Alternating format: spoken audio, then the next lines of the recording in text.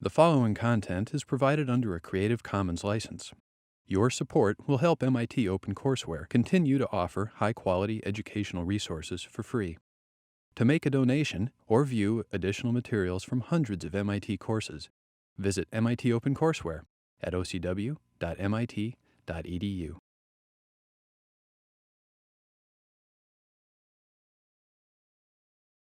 Modeling decision under uncertainty turns out to be a critical part of what we do in economics, and I'll spend today's lecture talking about it, about this set of issues.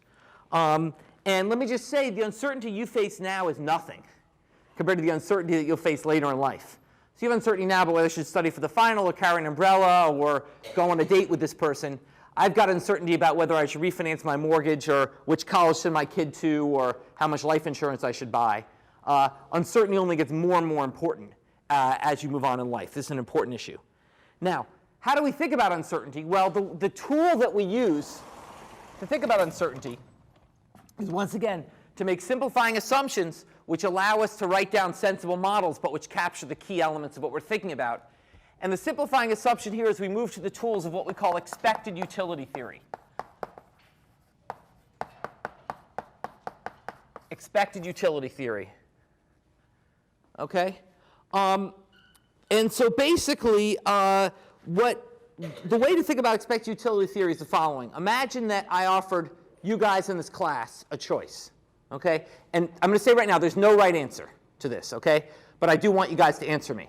There's no right answer. Here's the question. I'm going to give you a choice. I'm going to flip a coin. I have a coin in my pocket. I'm going to flip it. And I'm going to offer you guys the ability to make a bet. If it comes up heads, you win $125. If it comes up tails, you lose $100. Heads, you win $125. Tails, you lose $100. Okay, no right answer. How many people would take that bet? How many people would not take that bet? Okay, so that's very good. That's the typical set of responses I get to this. Now, what's interesting is to think about the parameters of that bet. And to think about it, let's take a step back to something we've discussed already this semester, the concept of expected value. What's the expected value of that gamble? Expected value, if you remember, is the probability of each outcome times the value of that outcome. Okay, the probability of each outcome times the value of that outcome. That is, remember expected value, which you defined before, it's the probability that you lose times the value if you lose, plus the probability that you win times the value if you win. Okay, it's the expected value of a gamble. So in this context, the expected value is there's a 50% probability that you lose, so 0.5, and if you lose minus $100, plus a 50% value that you win. It's flipping a coin after all. And if you win, you won $125. So the expected value of this gamble is $12.50. On average, if I did this enough times, you would win $12.50 per time. Okay, statistically, if I did this enough times, you'd win $12.50 per time. So in other words, we say that this is more than a fair bet. A fair bet is one with an expected value of 0. A fair bet has an expected value of 0. Okay? So a fair bet would be tails you win 100, tails you lose 100, heads you win 100. This is a more than fair bet. Okay? A more than fair bet. There's more than 0 expected value. Yet, the majority of you would not be willing to take this bet. Okay? In fact, the majority of people would not take this bet. Why is that? Why is it that I've dictated a bet which has a positive expected value, and yet people won't take it? Yeah? But wouldn't that also depend on how much money you have? So It will absolutely depend on how much money you have.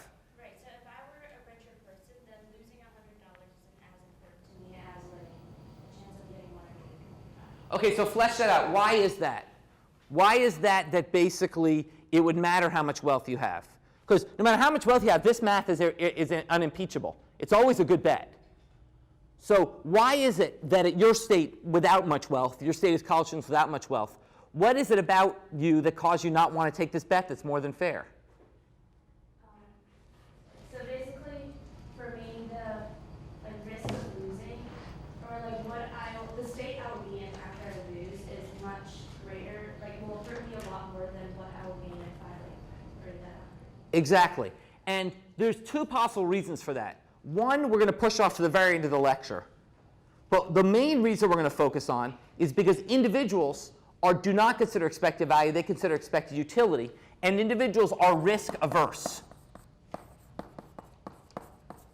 Individuals' expected utility is going to differ from expected value when individuals are risk averse. Expected utility is not going to be the probability times the value if you lose. It's going to be expected utility. It's going to be the probability that you lose times the utility if you lose, plus the probability that you win times the utility if you win. And utility is not the same as value. Importantly, because utility functions exhibit diminishing margin utility. Utility functions are not linear. Utility functions are nonlinear, and in particular, there's diminishing margin utility. And with diminishing margin utility, okay, you're going to not want bets where there's a chance you lose is equal or even maybe is equal or even a bit smaller than the value that you win. Okay? And the basic point is that the joy of winning is smaller than the pain of losing with diminishing margin utility. Yeah?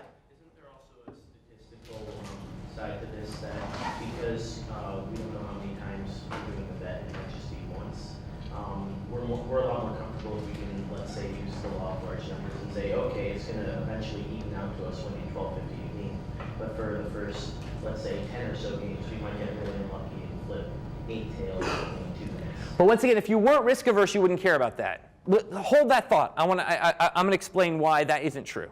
Okay, so just hold that thought. Okay, so now let's imagine that your utility functions are the typical form we've worked with before, the typical diminishing margin utility form we've worked with before, where utility is the square root of consumption. Okay, you're casting your mind back to consumer theory here. Okay, you're going to have to start integrating the course now, both consumer and producer theory. So remember, it's the typical diminishing margin utility function we worked with was u equals the square root of c. Okay? Now, let's say you start with consumption of 100. Okay, imagine you consume your income. Let's say you have consumption of 100. Well, then your utility is 10. Okay, if you start with consumption of 100, your utility is 10. Okay? Now let's calculate the expected utility of this gamble. Well, the expected utility of this gamble is that there's a 50% chance that you win, that you lose. And if you lose, what's your utility? Well, you lose 100, so consumption goes to 0, so utility is 0. Okay? Plus a 50% chance that you win. Well, what if you win? Well, if you win, you go from 100 to 225. So utility is the square root of 225, or 15. Okay? So your utility is the square root of 225, or 15. So it's half chance of having 15. So, I'm sorry, so this is a negative. Yeah, I'm sorry. So utility, if you take this gamble, is you end up with a utility of 7.5. So utility falls. You move from a utility of 10 without the gamble to utility of 7.5 with the gamble. Utility is lower with the gamble, which is why people decided they didn't want to take that gamble. Utility is lower. Okay? And the reason is because given a utility function of this form, you are sadder about losing than happier about winning. Okay? And to see that, we can see that graphically in figure 20-1. Okay? This graphs utility against wealth. We don't really usually graph utility because it's not cardinal, remember, it's just ordinal, but this sort of gives you a sense of the intuition. This is a graph of utility against wealth levels. So you start at point A. You start with $100 in wealth, or which is consumption, and utility of 10. Now, I give you a choice of a gamble.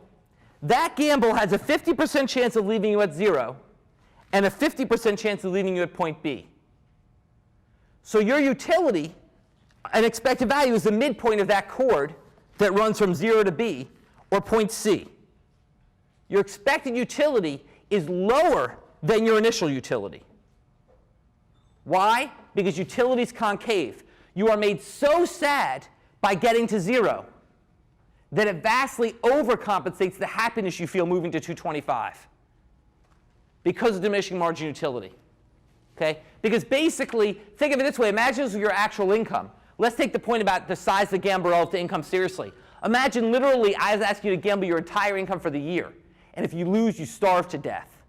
And if you win, you get to eat extra nice. Well, clearly, the disutility of starving to death vastly outweighs the extra utility of eating well. Okay? So you can, in that extreme example, if this was your entire wealth, you can see why you would have a situation where you wouldn't want to take that gamble. Because if you lost, you die.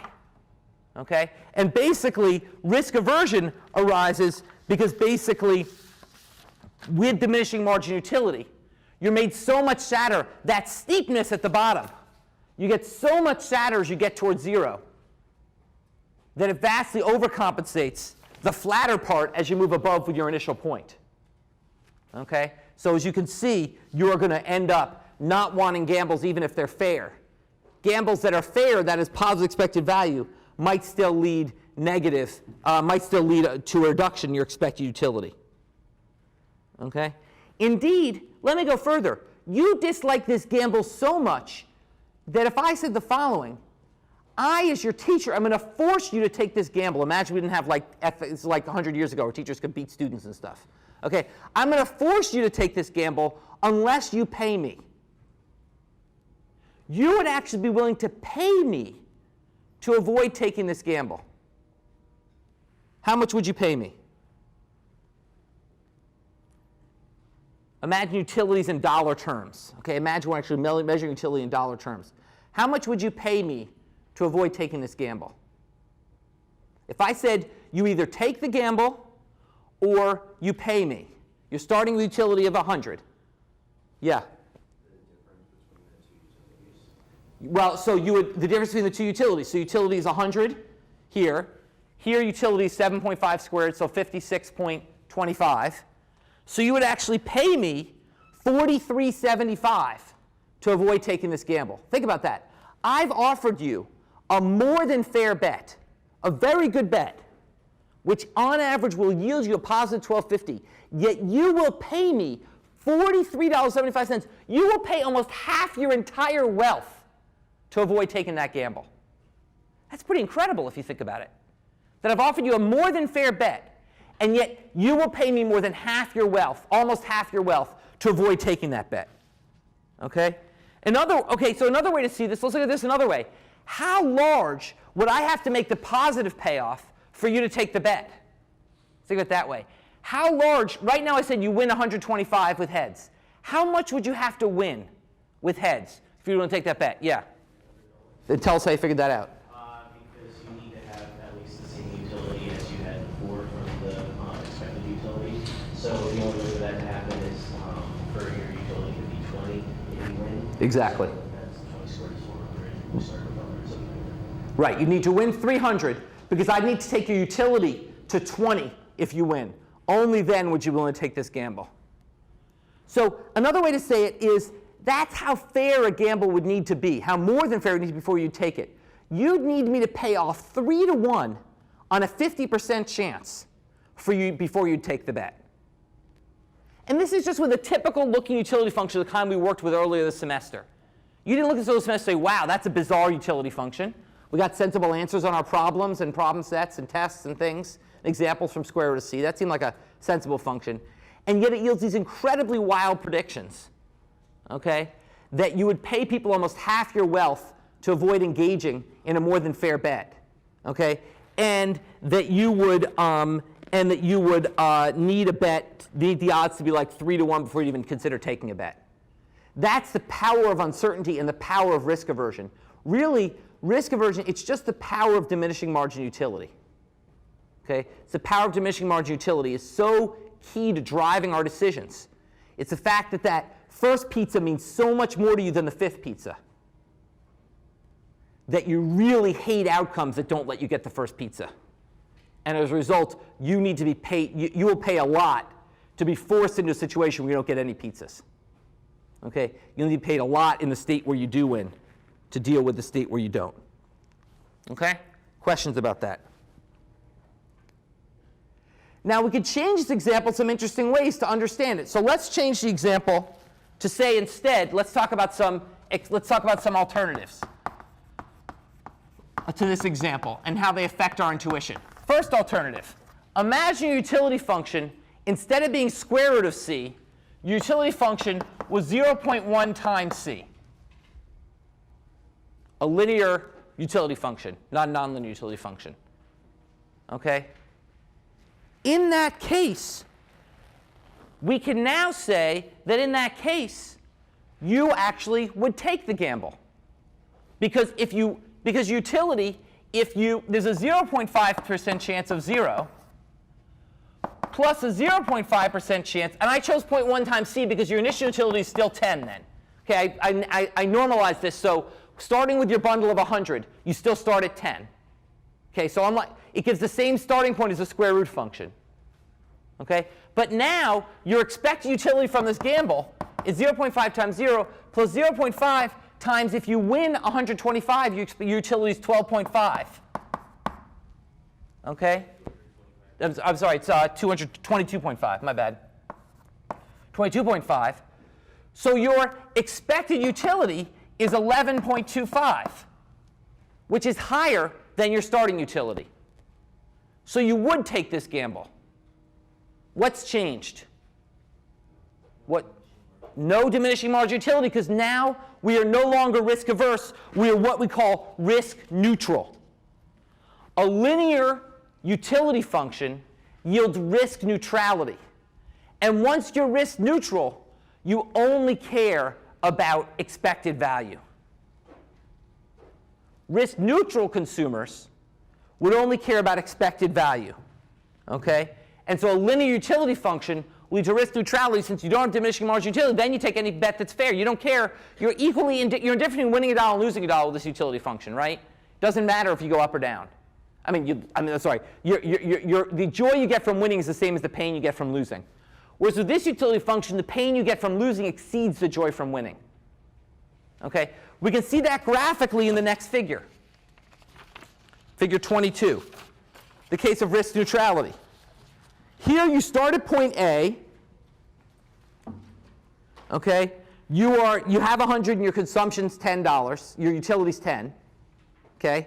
Now I've offered you a gamble with a 50% chance of getting 0 and a 50% chance of getting B. Well, that yields an outcome of C, which is a higher utility. So since utility is linear, you're risk neutral, and you'll take any fair bet. Okay?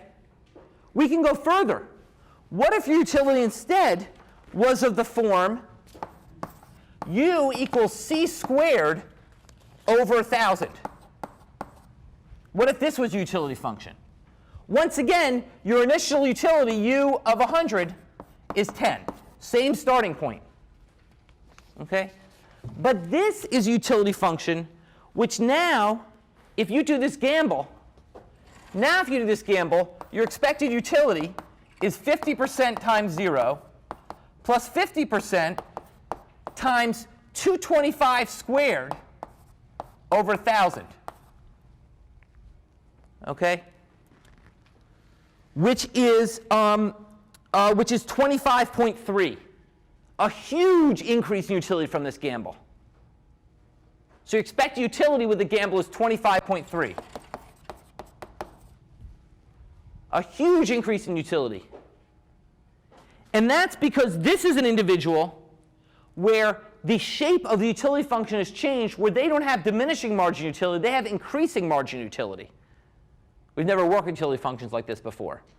These are individuals we call risk-loving. That is, they are made happier by another dollar, by winning a dollar, than they made sadder by losing a dollar. It's the opposite of all the intuition we developed earlier in this course. It's a crazy utility function. But the notion of a risk-loving utility function is one where literally a dollar that moves you up makes you happier than a dollar that moves you down makes you sadder. You can see that in figure 23. Okay? Figure 20-3. Here's a risk-loving utility function. The individual starts at point A. They now have a choice of a gamble that leads, they have a choice of a gamble where they can have a 50% chance of landing at 0 and a 50% chance, Jessica, that B should be down at the intersection of dashed lines. A 50% chance of landing at B at the intersection of the dashed lines. You take the average of those two and it's C. Their utility is way higher. with the gamble than it was without the gamble. In fact, we could go further. With a risk-loving person, they would actually take an unfair bet. Consider the following bet. Tails, you lose 100. Heads, you win 75. That's a bet with a negative expected value. A negative expected value. Okay? Neither the risk-averse nor the risk-neutral person would take that bet, but a risk-loving person would. If you work out the math, that bet gives them a gain in expected utility. That is a bet with a negative expected value, gives them a gain in expected utility. Why is that? Because it's the opposite of diminishing marginal utility intuition. They're made so much happier by winning. So much happier by winning that they're willing to take a bet even if it's a negative expected value. Just like the risk-averse person is made so much sadder by losing, they won't take a bet even if it's more than fair. So you can actually develop all the opposite predictions from a risk-loving person. They'll even take unfair gambles. Now, by the way, I skipped over your earlier question of risk neutrality. With risk neutrality, you see it doesn't matter if you do it 100 times or 1 time. Okay? If you're risk neutral, you should take the bet anytime because the expected value is still positive. Now, you're thinking about risk aversion, where in some sense your risk aversion is about you're more confident as the numbers go up. But if you're risk neutral, take it about how many times I offer you that bet. Okay? So to extend this further, let's go to a third extension. Now imagine, which will develop this intuition further, now imagine that I offer you guys a different gamble. And once again, I really want you to answer honestly. Don't try to game me. Answer honestly. Now the gamble is heads. If I flip a coin, heads, tails, you lose $1. Heads, you win $1.25. Okay. Now how many would take that gamble? How many would not take that gamble? Okay. I hope you're answering honestly, but maybe you're just thinking ahead and realizing that that gamble is very different. And why are people more willing to take that gamble, even though than they were willing to take the previous gamble? Same risk-averse people. Yeah. The difference in utility is almost negligible at this point. Exactly. In particular, the utility function is locally linear. That curved utility function, as you get closer and closer to that initial, let's go back to figure 20-1. As you get closer and closer to A, you could draw essentially a linear segment. So for an infinitesimal bet, utility is linear, right? So it's linear at point A. So for small bets, you become risk neutral. Even a risk-averse person moves towards risk neutrality as the bet is small relative to their resources. This was the point that you were making, that basically if you're a rich person, you'd probably be happy to take the $100, $125 thing. I'd be happy to do that. I'm a rich guy. Okay? I'd be happy to do that. So basically, what determines your level of your willingness to take a bet is going to be about what's at stake relative to your resources. Okay, what's at stake relative to your resources. And what you can see is that if you solve the math here, that basically expect utility, even with square root of C, is positive for that smaller gamble. Okay? Because as it gets small relative to the $100 you start with, you become roughly risk neutral, and then you go ahead and take the gamble. Okay? So at the end of the day, what's going to determine whether you're going to take a gamble is going to be your level of risk aversion and the size of the risk you're taking relative to your resources. The more risk averse you are and the bigger the gamble, the less likely you are to take it at a given level of fairness. Okay? Questions about that? All right. So now that we all understand expected utility theory, now we're going to go on and talk about why this matters in the real world and how we use it. And I want to talk in particular about 2 applications, insurance and the lottery. Okay? Let's start by talking about insurance and why people have insurance. Because in fact, given what we learned to this lecture, there'd be no reason for insurance. This lecture tells us why people have insurance, which is that basically because there's diminishing margin utility, you're made so much sadder with a negative outcome, you're willing to pay to avoid it. Remember we talked about that you'd be willing to pay almost $44 to avoid forcing to take that bet? That's what insurance does. Insurance allows you to avoid taking gambles. That's what you think of insurance is. It's a way to avoid taking a gamble. You're gambling, you're going to get sick. You're gambling, your house is going to burn down. Okay? These are gambles you face that are forced on you by nature. What insurance does is allow you to avoid taking those gambles. And just like you'd pay me to avoid the $100, $125 gamble, you're paying Aetna to avoid gambling that you might have to go to the hospital. Okay? So let's say there's a 25-year-old who's deciding whether to buy health insurance. And let's say they're a 25-year-old guy, totally healthy. I say guy because there's no risk they're going to have a kid. So basically, totally healthy, basically zero chance they're going to use the doctor except if they get hit by a car. Okay? So imagine the situation is that you've got a 25-year-old with an income of $40,000, an income of $40,000, okay? And let's say that there's a 1% chance they'll get hit by a car. It is Cambridge after all. So every time you cross the street, there's a 100 chance you get hit by a car, okay? So there's a 1% chance that you get hit by a car. And if you get hit by a car, you're going to suffer $30,000 in hospital bills, okay?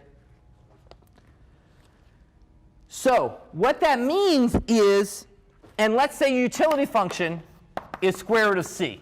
So you're a risk-averse guy. Okay?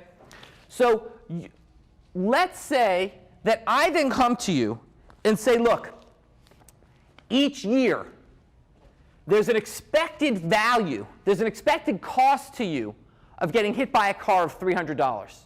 How do I calculate that? Well, every year there's a 1% chance you get hit.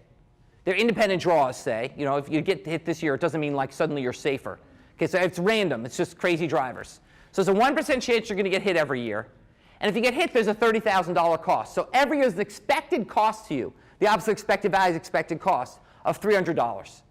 So let's say I offered to sell you insurance for $300. I offered to sell you insurance in a way where, on average, if you lived, if you lived an infinite number of years, you would pay out in premiums what you'd get in benefits.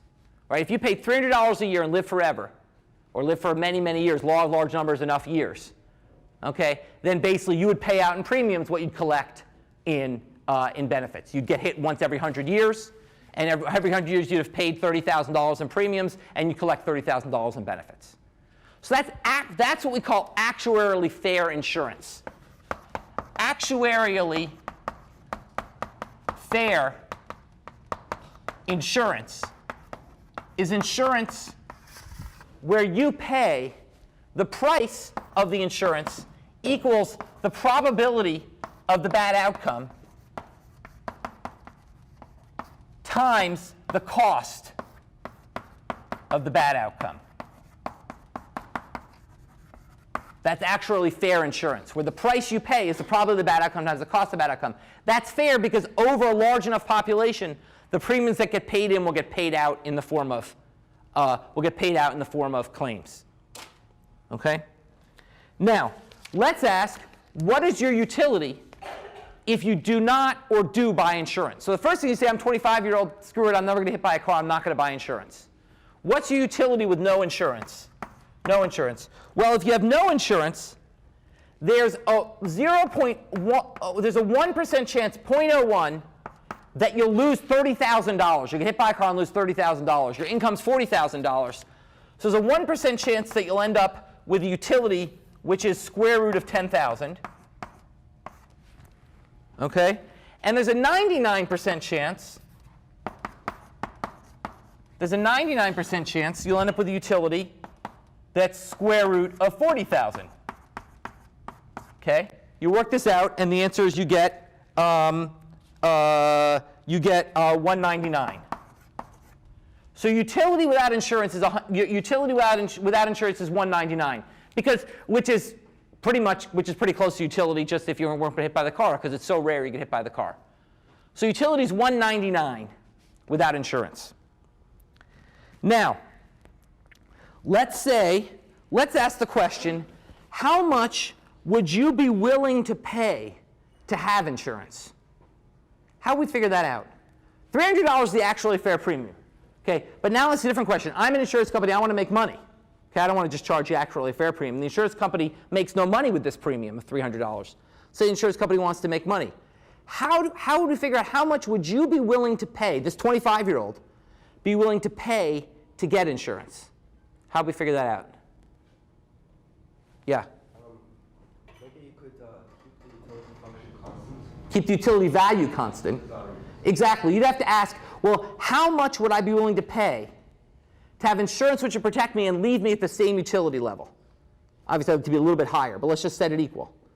So in other words, if I bought insurance, my utility with insurance, there's a 1% chance that I will get hit by the car. In that case, what happens to me? Well, if I get hit by the car, I get $10,000. I make 40. I lose 30. Let me actually write it out. If I get hit by the car, what happens to me?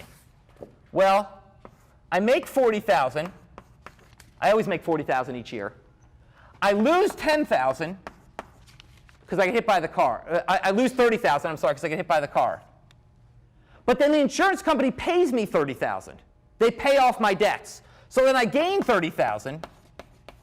Okay, so these things cancel. But I have to pay the insurance company premium. So I have to pay some amount X. Okay? If I don't get hit by the car, I get my 40,000 income, but I still have to pay the insurance company premium. Right? I have to pay them whether I get hit or not. It's insurance. I pay them anyway, either way. So that's my utility. So my utility function, my expected utility with insurance, is the sum of these two. Okay? So in other words, and I want to set that equal to 199.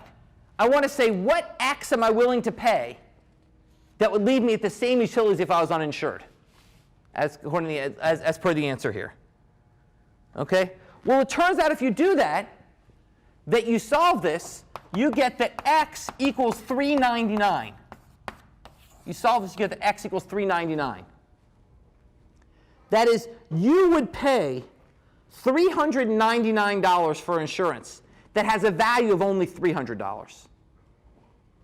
You'd pay $399 for insurance even though the actuarially fair price is $300. You would pay the insurance company $99 more than they expect to pay out to you. Why? Because you're risk averse.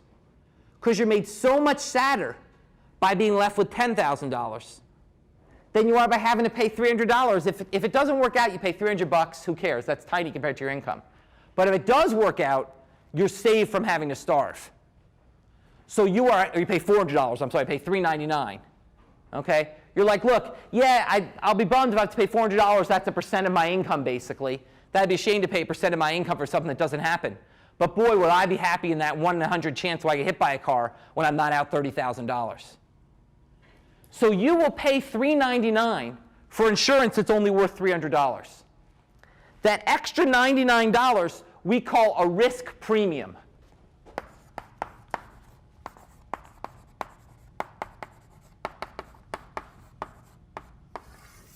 We call that a risk premium. The extra $99 we call a risk premium.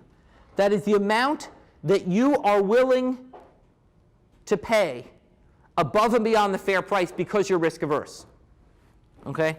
And what you should go home and show yourself, okay, using the same kind of mathematics, is that, for example, the risk premium will rise the bigger is the loss.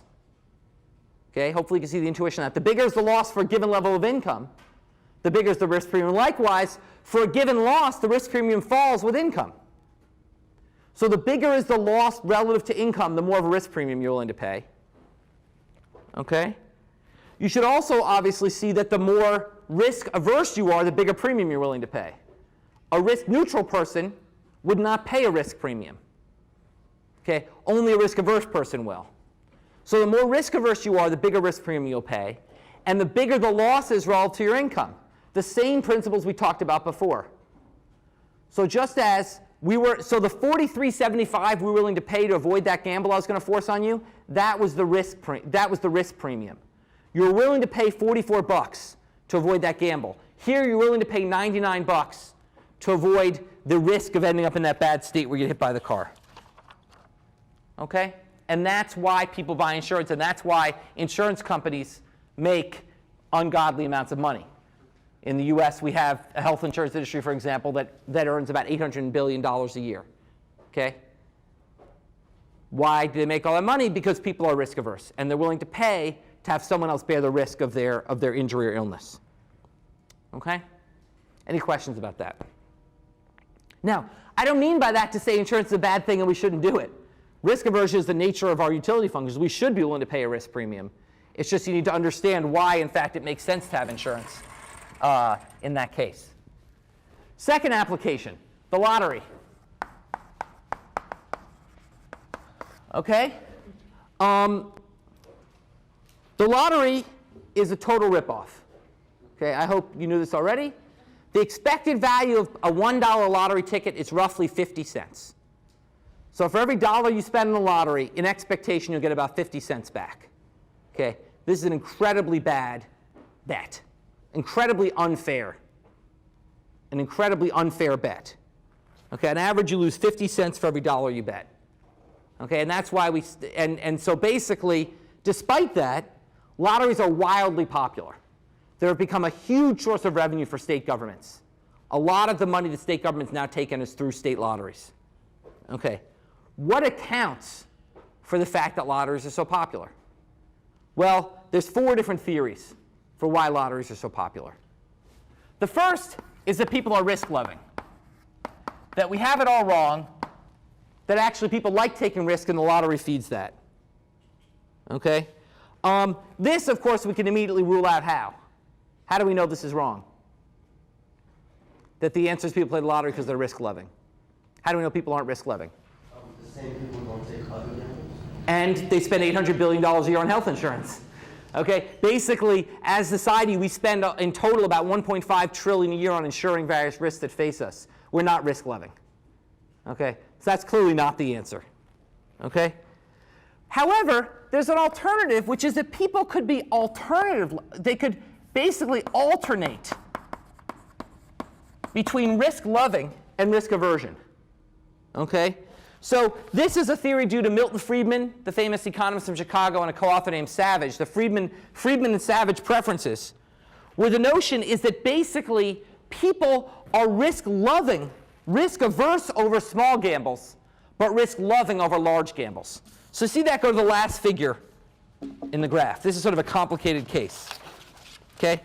Basically, the notion is if you take someone, they have a utility function which is initially risk-averse and then becomes risk-loving. That is, in the segment between W1 and W3, okay, that looks like a risk-averse utility function. But once you get above W3, it looks like a risk-loving utility function. So the notion is that basically, for things which can basically make me very poor, I'm risk averse. I want to insure against events which will leave me on that bottom, which will leave me in that bottom segment. But once I'm going to be above W3, then great, I'm happy to take risks. Then I become risk loving. Okay? Now, this is kind of a not crazy idea. So basically, the idea, graphically, what I'm showing you here is that B star is utility without the gamble, and B is with. So you see, you're happy without the gamble when your income's low. Once your income's a lot higher, you're happier with the gamble at D than you are without the gamble at D star. Okay? Now that's not a crazy theory, right? The notion is that kind of once I'm rich enough, I become risk loving. But when I'm poor, I'm not so, I don't want to take the risks. The problem is that this is inconsistent with lottery behavior in the following sense. Most people who play the lottery don't play the Mega Millions. They play tiny scratch lotteries where you bet $1 to win $10. Okay? Or you bet, and people spend huge amounts of money on lotteries with very, very low payoffs. That is inconsistent with this. Because this would say you'd only play lotteries that have big payoffs. Lotteries that have small payoffs, once again, there's no reason to play that and still buy insurance. So if you're buying insurance against being low income, why are you playing these small lotteries that are a ripoff? Because those small ones are a ripoff too. So the existence of the fact that the most popular lotteries are actually the small lotteries is inconsistent with this explanation. Yeah? So I'm confused. Is it the risk loving on large gambles? Yeah, risk loving on large gambles. Have a high, It's basically large. It's basically gambles. It's not the size of the gamble. You're risk loving on gambles which leave you in a high wealth state. Okay. So basically the point is that basically if I'm gambling over winning Mega Millions, yeah, I'm a little risk averse, but the truth is, like, Winning Mega Millions would make me so happy I've moved into the risk-loving part of my utility function. But this would not explain why I'd ever play something that pays off $100. Yeah, it's a fancy way of just the intuition you probably have is, gee, I think differently about something which would completely change my life and make me a multi-billionaire. That's something that would make me raise me than the bet I offered you guys before. People are systematically taking terrible bets of the kind I offered you guys before. And that's inconsistent with these preferences. Okay? Third explanation is entertainment, which is that the utility function has in it the thrill of the risk. We only write down utility functions that are a function of consumption, how many pizza and movies you see. But that people have utility over lots of things. One thing they have utility of is the thrill of being able to scratch the thing off and seeing if they won or not. That would actually be consistent with the fact that people pay a lot of small lotteries. If it's the thrill of winning that matters, if it's the scratch-off thrill that matters, then the optimal thing to do, in fact, would be to not play one Mega Million, play lots of little lotteries. Okay? And that would be consistent with that behavior. So one story that is consistent with what we see is that people actually view this as entertainment. On the other hand, once again, it's really expensive entertainment because you're throwing away 50 cents of every dollar. Okay? So you got to get a lot of enjoyment out of that scratch-off relative to, say, going to see a movie. Okay? So that's another theory. Okay? Actually, there's 5 theories. A fourth theory is sort of another version. I'm going to put this in here. It sort of inserts in here. We talked about the fact people can't be risk-loving because they buy insurance. And this alternating thing doesn't work because they play small lotteries. But another theory that might fit here is a theory we call loss aversion, which is sort of a different version of the Freeman-Savage preferences. It's that people are, in general, risk-averse. Okay? But in fact, they're really risk-averse on the downside, and they don't care so much on the upside. So in other words, the point is that when I initially offered you that bet of win us 125, lose 100, part of your reaction was about the risk aversion, but a lot of you were thinking, gee, I'd be really bummed if I lost $100.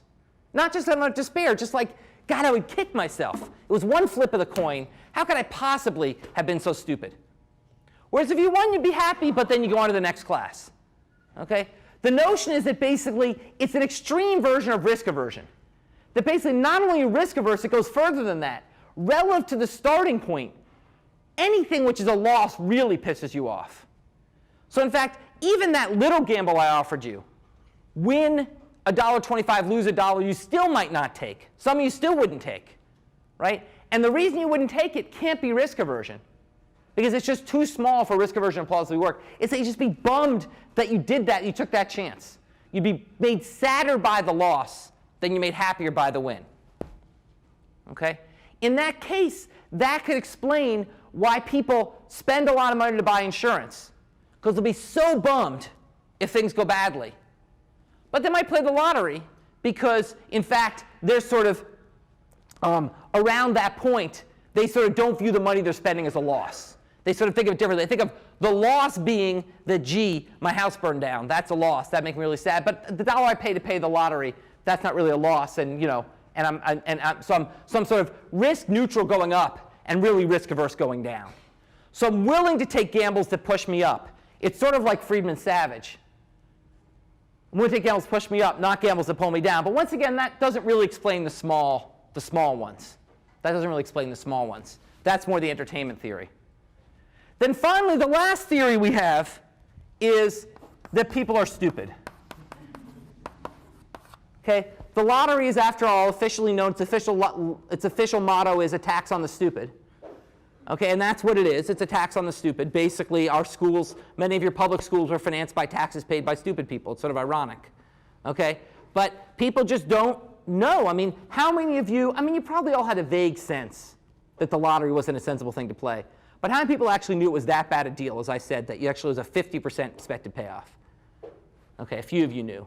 But most of you knew while it was a vague sense of a bad deal. You didn't know how bad a deal it was. This is sort of hard to figure out. Meanwhile, you see on TV the guys win these bazillion dollars and you get the thrill of scratching it off. Okay? So basically, if people are just stupid, then that could explain it. The problem is it matters a lot for government policy which of these is right. Because if A through C is right, if 1 through 3 are right, then the government should go ahead and allow lotteries, and there's no reason why the state shouldn't run a lottery. In fact, let's take the entertainment theory. If this is really entertainment, and the state can make money off my entertainment, then that's a win-win, right? I'm happy because I'm playing the lottery. The state's happy because it's financing schools. That's a win-win. So if these are right, you're going to want to encourage state lotteries. But if this one's right, we don't want to have them. Because basically, essentially, that's a terrible way to raise government revenues, is to tax stupid people. Okay? There are much better ways to raise government revenues. We'll talk about taxation in a couple of lectures. But clearly, taxing the stupid is not going to be the optimal tax. Yeah? I can maybe sort of understand why people would prefer smaller lotteries over bigger lotteries, because they think in their mind that smaller lotteries, they have a much bigger chance of winning than bigger lotteries. So in that sense, their expected payoff in terms of like utility or what they're just expecting is a lot higher for the small ones than the bigger ones, even though the bigger ones might end up making them a lot happier than just small ones. But that's sort of an entertainment theory, which is my utility derives from the win. You have a theory in mind where my utility derives from the win. Because if it's about dollars, that wouldn't explain it. Because I win so many more from the big one that it would compensate from the frequency with which I win the little one. But if I actually, in my utility function, have the joy of seeing that winning thing, then that would explain it. That's an entertainment theory. You're saying in my utility function, I actually get joy from scratching on receipts to winner, and so much joy that I'd much rather take a 10% chance at a small win than a 1% chance at a huge win. Because then at least with the first one in 10 times, I get that joy of the scratch off and seeing it's a win. So that's sort of an explanation. And that would say that lotteries are good, and if the states can make money off them, the other way economists might think about lotteries, they're voluntary taxes, right? The public doesn't like taxes, okay? Here's a voluntary tax. You never hear politicians getting up and railing against the horrible evils of the lottery, okay? Sometimes groups do, sometimes, outside groups do and stuff, but politicians don't. But those same politicians will go on and on about how terrible taxes are. I'm going to cut your taxes. Taxes are terrible. Okay? Well, the lottery is a voluntary tax in that sense. And I might say, look, there's no reason to oppose it. It's a voluntary tax. It's those involuntary taxes that cause problems in society.